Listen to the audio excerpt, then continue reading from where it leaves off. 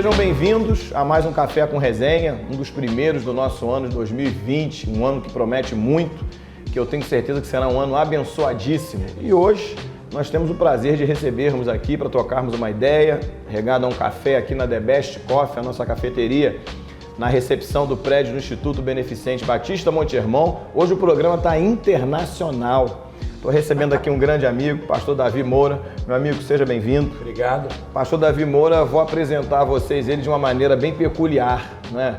Que foi a maneira que eu conheci.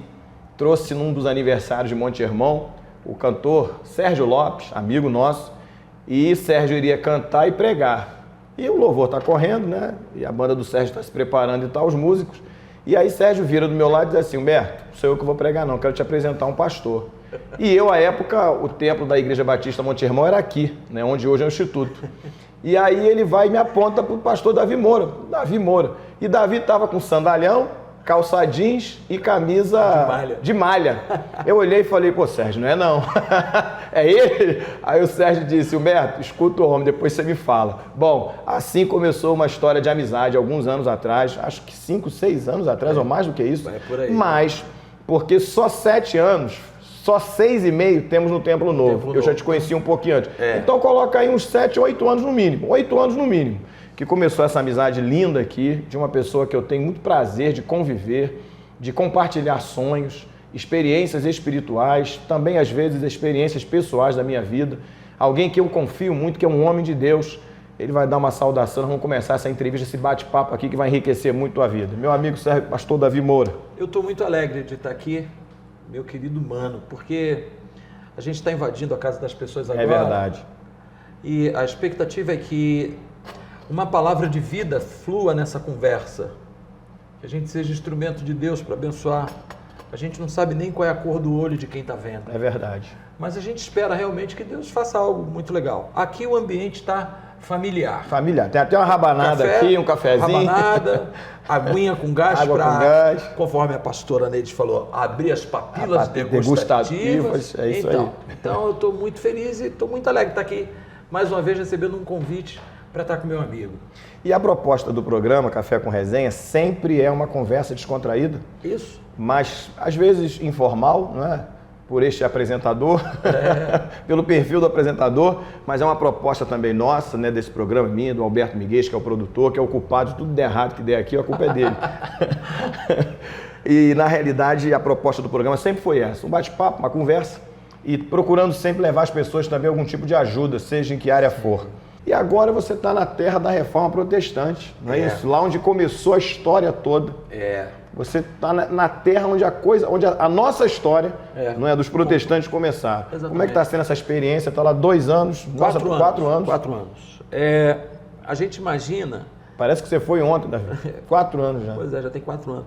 A gente imagina que você vai encontrar, quando você está aqui no Brasil e fala assim, bom, Deus está me enviando para a Suíça. É um dos campos missionários mais enrijecidos que eu já vi na minha experiência ministerial. Já estive no Nordeste muitas vezes, trabalhando em missões, já estive em cidades do interior do estado de Minas Gerais, como Madre de Deus de Minas, uma cidade que na década de 80 eu ainda não tinha recebido uma igreja evangélica, na década de 80. De 80? Então nós estivemos lá com o amigo pastor Livingstone Farias, que é compositor da Fernanda, meu grande amigo. Ótimo compositor.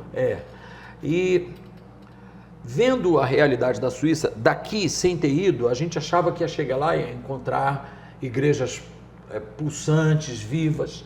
E, na verdade, o que a gente encontra é um evangelho completamente humanizado, no sentido do humanismo, não do coração, sim, mas dos costumes, uma coisa assim, que as pessoas estão na igreja e não sabem nem por que estão. Elas vão por uma tradição familiar, e um esfriamento muito grande. E Deus tem levantado homens ali naquela nação, suíços, como o pastor Laurent Favre, que é... do próprio local, então. Do próprio local, de Genebra, por exemplo. O pastor Laurent Favre, ele é diretor do UBS, que é a União de Bancos Suíços. Esse homem é um avivalista. Ele pregava na Rua das Confederações, quando jovem, ele pregava de cima de uma árvore. Na rua que é o Centro Comercial de Genebra, as lojas mais famosas estão ali. Ele subia na árvore, ele e um outro amigo, ficavam numa árvore de um lado da rua, o outro no outro lado. Um pregava em inglês, o outro pregava em francês. Quando esse aqui parava, o outro continuava. Aí ficavam fazendo esse ping-pong. Esse homem hoje dirige um ministério chamado AIME, Associação Internacional de Ministérios Evangélicos. Ele tem promovido cruzadas, ele tem promovido suporte para as igrejas, é um trabalho muito grande. Tem o apóstolo Rafael Medeiros, que está lá também. Tem o Igor Moraes, que é o secretário da rede apostólica a qual eu pertenço, que também é suíço e trabalha conosco lá. Então, e eu quero aproveitar a oportunidade para estender aqui o convite ao meu amigo para ombrear conosco, ver a experiência do que é estar lá, porque é muito diferente. Você vai aqui no Brasil, se oferece um folheto, a pessoa recebe. Lá a pessoa rejeita com toda a educação.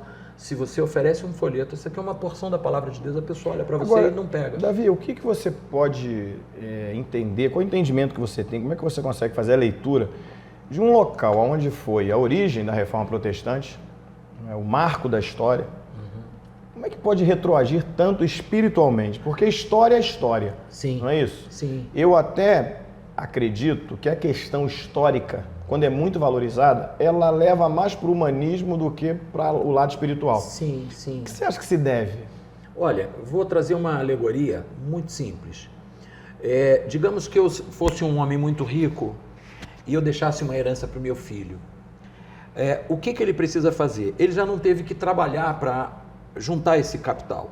Então, a inteligência dele deveria ser preservar, multiplicar e transferir para a geração seguinte. Sim. Esse foi o elo quebrado na reforma. Preserva-se a historicidade da reforma, mas não a unção da reforma. E a unção... O que era mais importante não preservar. Por exemplo, a educação é algo na Suíça muito forte e é fruto da reforma, porque na época a Igreja Católica, em 1517, ela educava a nobreza. Sim. A reforma chega educando todo mundo. Todos. Entendeu? Então, essa abertura da educação hoje na Suíça é algo maravilhoso. É maravilhoso. Isso foi preservado, isso é um ponto de orgulho para eles, é um ponto de louvor. A questão econômica na Suíça é fruto da reforma. É aí que eu entro. Eu com muito cuidado, para tocar nesse ponto, que é um ponto nevrálgico, né? Nevrálgico da nossa história. Mas eu sempre defendi, não é, como estudante da história, que a Reforma Protestante ela teve uma importância muito grande na questão socioeconômica. Sim, Você acabou de citar aqui. O valor da história para a história foi muito grande, porque na realidade mudou a realidade socioeconômica. Sim. Interferiu diretamente, interferiu na política, não é isso? Sim. Preservaram muito bem isso, trabalharam muito bem isso. Ao longo da história, houve uma libertação muito grande, intelectual, do povo cristão. Isso favoreceu a pregação da palavra, sem a menor dúvida. Sim, sim. Aí você tocou no ponto certo, né? No ponto fulcral. Não preservaram o mais importante, que era a questão espiritual da coisa, que era o valor espiritual. Se apropriaram de maneira imprópria da questão da reforma para interesse socioeconômico, político. Isso foi feito muito bem. Depois, preservaram muito a história. O marco se tornou uma coisa assim, a história mais valorizada do que o que se propôs por Lutero. Essa é a leitura que eu faço. Hoje em dia, se eu estiver errado, você me corrige, você tem total capacidade para isso, conhecimento, qualificação. Hoje, defende-se muito a reforma nesse sentido histórico. Sim. Se você pegar os 5 somente... não é? 5 solas do Lutero. As 5 solas, se pegar... A Melodia fez um debate há pouco tempo e a pergunta era qual das 5 se perdeu. Foi a mais prejudicada. Eu sem dúvida... Sola Scriptura. Exatamente, a escritura. Porque daqui começou tudo. Sim. Não é isso? Sim. E a grande defesa era somente as escrituras e a liberdade que a palavra de Deus provoca. Sim. Ora, se o texto célebre em Romanos, é exatamente por aí. Exato. Não é isso? Que é da fé na palavra, nas escrituras. Não se perdeu isso, Davi? Perdeu, e uma coisa que me chama a atenção não é só uma questão semântica, porque quando você fala reforma, você está falando de uma fundação que vai ser mantida, um fundamento que vai ser mantido. Nisso não se mexe. E você vai mexer na estrutura que está para cima. Sim. Se a gente for considerar pela engenharia, pela ótica da engenharia, então está dizendo o seguinte, que na estrutura da Igreja Católica, que é de onde a igreja saiu, a gente não vai mexer, nós vamos mexer na parede para cima. Para cima. Então, eu acredito que a gente precisava entender que não é bem reforma, mas seria restauração. Restauração. Entendeu? Talvez fosse a palavra mais apropriada. Porque... Até por uma questão de semântica também. Porque hoje você vê a questão, se eu estiver enganado, com toda a humildade eu me coloco aqui, você vê a preservação da história, mas você não vê o viés espiritual. Sendo trabalhado nas nações. É isso aí. Hoje o maior índice de suicídio da Europa é na Suíça. Olha que absurdo. É normal, durante os dias na cidade de Genebra, que é onde eu moro, jovens de 14, 15 anos se jogando na frente do VLT, que é aquele transporte leve sobre trilhos. É normal, tem uma ponte lá chamada Ponte do Pombutã, que ela deve ter da ponte até o espelho d'água em 60 metros de altura. E do espelho d'água, do início até o fundo, 3 metros. Então o cara se despenca dessa ponte para morrer mesmo. Ele não vai para mergulhar, salto ornamental. Ele está indo ali para se matar. Morrer. E pastores brasileiros, eu conheço um chamado Sérgio, que parava na ponte do Pombutã e botava a mão e dizia: Senhor, retira esse espírito de morte daqui. Quando foi ano passado, o governo de Geneve levantou colunas na ponte e cercou a ponte inteira para evitar o suicídio. Exatamente porque na Suíça tem uma prática, faz 18 anos, o pai bota o filho para a rua para criar as suas próprias raízes. E eu, particularmente, não tenho muito esse entendimento, porque eu acho que um filho só sai de casa de 2 maneiras, ou pela desonra ou casando. Sim. Então, essas coisas na Suíça, essa maneira de ver a vida, ela muito influenciada pela qualidade de vida que se tem lá. O salário mínimo é um dos maiores da Europa. Então, tudo isso materializou muito. Então, ficou mais fácil preservar o que é material. O que é material. Porque está muito linkado a todo modus operandi, modus pensandi suíço, do que olhar e discernir espiritualmente qual é o papel que essa nação tem no plano de Deus para a Europa. E a frase célebre de Lutero é: o justo viverá pela fé. Pela fé. E a fé está prejudicada. Hoje você tem... É engraçado que existem pessoas nas quais, lá na Suíça, que você chega... A primeira frase que eu pedi a Deus para aprender o francês, porque quando eu fui para lá, eu falava inglês.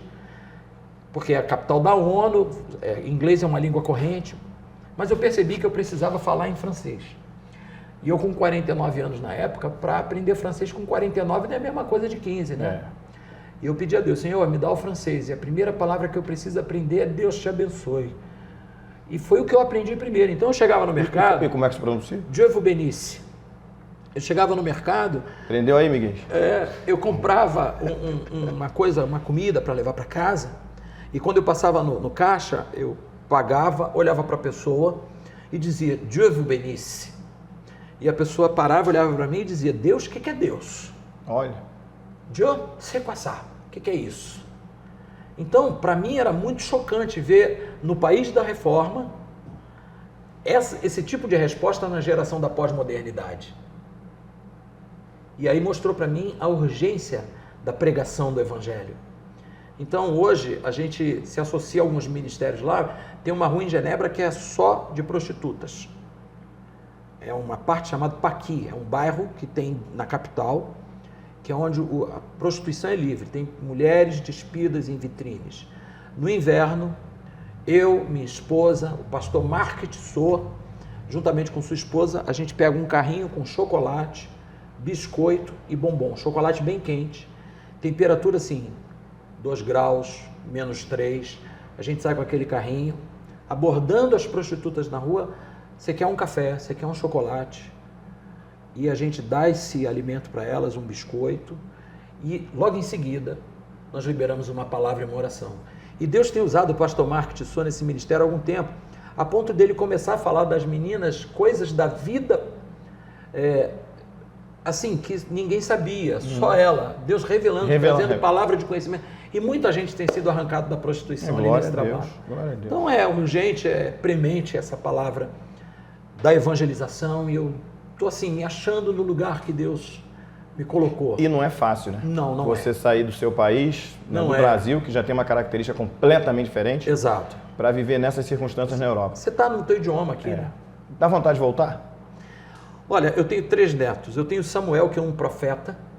Samuel tem 7 anos, ele sobe monte para fazer consagração. E o pai dele era da igreja do pastor Eli, aquele pastor Eli lá de Vilar dos Sérgio. Amigo também. E o Samuel, ele tem toda essa pegada da Batista renovada, né? Porque na realidade você transitou aí por presbiteriana, Assembleia, mas no final tudo você é batista, né? Sim. E aí o Samuel, meu netinho, ele profetiza, ele ora em línguas, é um negócio muito legal. Eu tenho o Benjamin, que é o engenheiro da geração seguinte, e tem a Laura. Então, esses 3 netos, eles ocupam um lugar muito especial no meu coração. Então, a vontade de voltar, ela se dá por causa do calor do Brasil, lá é muito frio, pela saudade dos meus netos, e me perdoe a sinceridade e até a emoção e saudade dos amigos. Isso eu tenho certeza. Pelo amigo que você pelo amigo que você faz falta. E faz muita falta, né? Faz falta. Pelo amigo que você é sempre carinhoso, sempre afetivo, eu sei que você sente muita falta disso. Sinto. Esse café, por exemplo, é uma coisa meio rara lá. E aqui você é sempre muito bem recebido em todos os lugares por onde você vai. Nós temos histórias aqui em Monte Hermon de Deus te usando em várias áreas. Esse homem já fez até a chuva parar, Alberto. Ô, Jesus, tem misericórdia. Ele orou, Josué fez o sol parar, né, o tempo parar, ele fez a chuva. Para agora, é muita autoridade com Deus. Davi, um prazer te receber aqui hoje. Eu estou muito alegre. Eu espero que a gente tenha tantas outras oportunidades de conversarmos. Dá para perceber que tem muito conteúdo aqui. Nós transitamos entre uma experiência pessoal de libertação das drogas, a uma evolução de um ministério pastoral, a uma experiência na Europa, não é isso? Eu, se for egoísta, vou pedir a Deus para que te traga logo. Você faz muita falta aqui. Mas como a amizade não tem egoísmo, que a vontade de Deus prevaleça, Amém. né? Eu sempre tive um sonho, né? Você vir morar em Teresópolis. Eu estou pronto para obedecer o que Deus mandar. João 3. Aquele que é nascido do Espírito é como o vento, não sabe de onde vem nem para onde vai. Então, se o vento soprar para cá, bom, quero te dizer uma coisa, até isso eu já falei com a minha esposa. Se Deus nos enviar de volta para o Brasil, eu não quero morar mais na capital, eu quero morar no interior, a cidade é Teresópolis, eu já disse isso a ela é testemunha, e o Espírito Santo também. E eu vou lá para a igreja de Humberto para servir lá, glória a Deus, lavar os pés do meu amigo lá. Fazer a obra junto. E a pastora Sandra gosta também daqui, né? Pastora Márcia. A pastora Márcia gosta daqui também. Está bem ambientada aqui no local também. Meu sogro mora aqui, família aqui, todo mundo aqui, graças a Deus. Amigo, que nós tenhamos outras oportunidades como essa. Obrigadão. Você ser muito bem recebido aqui. É um prazer te receber. Muito obrigado. Deixa uma palavra aí para os nossos telespectadores. Bom, a gente teve a oportunidade de compartilhar com você um pouquinho daquilo que Deus tem feito. Queria dizer para você que de tudo que nós conversamos aqui, o que fica de mais precioso é que Deus é um Deus que ouve. Deus é um Deus que responde. Ele não está no céu se divertindo com a nossa fraqueza, com as nossas derrotas. Ele chora o nosso pranto, ele ri com a nossa vitória, ele se alegra com você. E dentro de você existe uma semente de fé que precisa ser ativada. Talvez você esteja desesperada no teu casamento, talvez você esteja desesperado com a tua empresa, com os teus filhos, mas se coloca diante desse Deus que está pronto para te abençoar. Ele sabe os planos que tem para você, planos de vida e de paz para te dar o futuro e o fim que você deseja. Deus te abençoe. Amém. Nada mais a ser dito, só desejar um 2020 abençoado para você. Guarde essas palavras do pastor, que Deus te abençoe em tudo e sempre. Amém.